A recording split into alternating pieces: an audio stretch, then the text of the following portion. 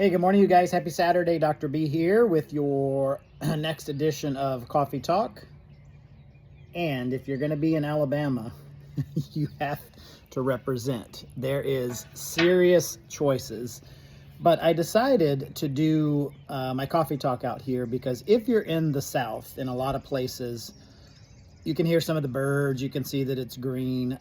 You'll hear the wind chimes. So I'm sitting out on my dad's gazebo, and if you're in this part of the country, you're going to do a lot of sitting. And that could be on a gazebo, it could be on a porch, it could be on the tailgate. But most importantly, I think it's important just to really slow down and sink in where you're at. I did get my workout in this morning, so I got up and I got that done already. And so now, one thing that we're not used to in Arizona, there is a crap ton of pollen here. It's covering everything. And so I have to brush everything off before I sit and then brush myself off when I'm done. But when I started this, and I want to share a little bit of the mind story when it comes to, we started this thing about a month ago, Health Tips, Coffee Talk. It's just a way to connect, and it's a way to try to share our hearts with you and to share with you what our vision was. And when we started the Wellness Progression a couple of years ago, so we started this thing in 2021, it was out of a need for helping people. And we would have people, when we had our physical wellness center, that would say, hey, do you know anybody in Scottsdale that you could help? I don't. Do you know anybody in Tucson? I don't. And then it was outside of our state borders. Do you know anybody in Alabama? Do you know anybody in Missouri? Do you know anybody in all these other places across the country? And the answer was, I did not. I did not know anybody. So we decided to create an online platform so that we could actually help them. Okay. Now, fast forward, when it came to creating that brand, one of our most precious friends, Chris and Elizabeth Mead, they're some of our BFFs. They do branding, and they helped us with our Back to Health vision. And so we sat down, and then we put pen to paper, and we came up with the Wellness Progression. You guys have heard me say that wellness is a lifestyle with no finish line. And so when we came up with a name, we wanted it to be something that really symbolized that, look, it's always forward momentum, it's always motion. You never arrive, you have to do the work every single day.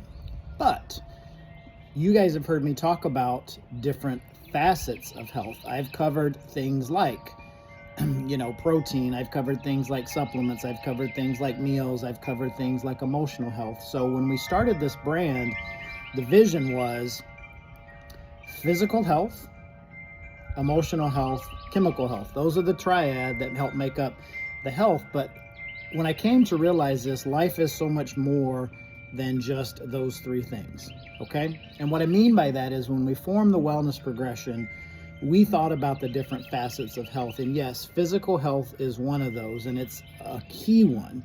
But when we talk about emotional wellness, that is a big, big deal. People try to medicate their way out of problems that they behave their way into, and that creates emotional stress. Okay, I've never met a person who is emotionally distraught, who is taking antidepressants and taking medication for personality disorders and things, that had a good diet.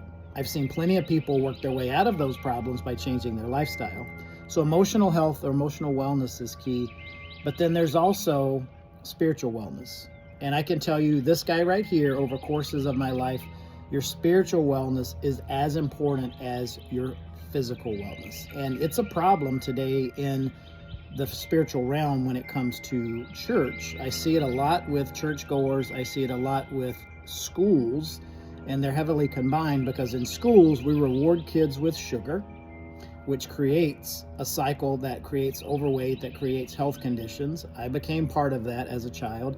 And then in the church, everything is celebrated around food. And there are a lot of religions that teach alcohol is bad.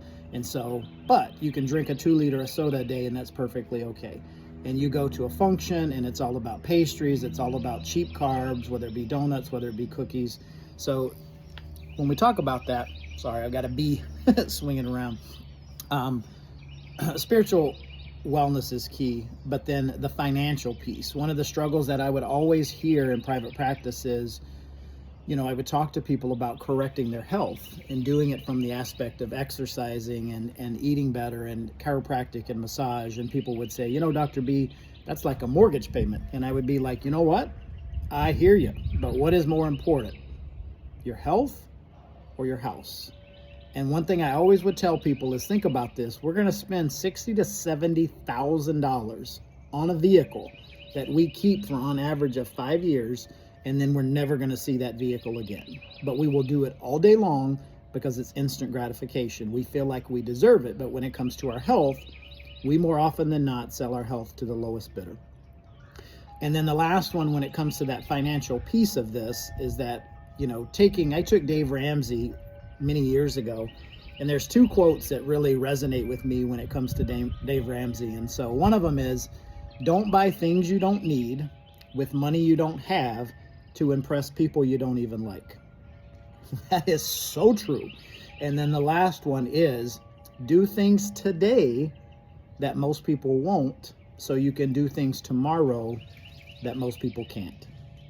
And when you think about that, that applies in so many aspects of your life, not just the financial piece, so many aspects of your life. Do things today that most people won't, so that you can do things tomorrow that most people can't. There's a lot of broken relationships in this world. And if you're not investing in your relationship right now when it's good, you're working your way out of that relationship later on in life. If you're not making good financial decisions and you're not having hard conversations and maybe saying no to some things that you need to say no to, or telling your kids and telling other family members financially you can't do it because the numbers don't match, then that is important too. So that's my share for today, just to give you a little bit of the vision for the Heart for the Wellness Progression. We started this, and we have some exciting things coming down the pipeline this year for how we can help connect you with other people who really do a good job in that spiritual wellness, also in that emotional wellness piece, and then also in the financial wellness piece. So we're going to keep on trucking over here in the physical side of things. And I hope you find value in these, because the most important part of this is it's just a way to connect. It's so hard to connect in a brief conversation, but hopefully you hear our heart. Know that we care deeply about you. We want to see you be successful. And I'm always open to having hard conversations if I can help in any way. Because like I've said before, success doesn't happen by chance. Success, I should say, doesn't happen by chance. It happens by making a lot of mistakes and learning the lessons along the way, okay? Be blessed. Have a great Saturday. I'll see you tomorrow.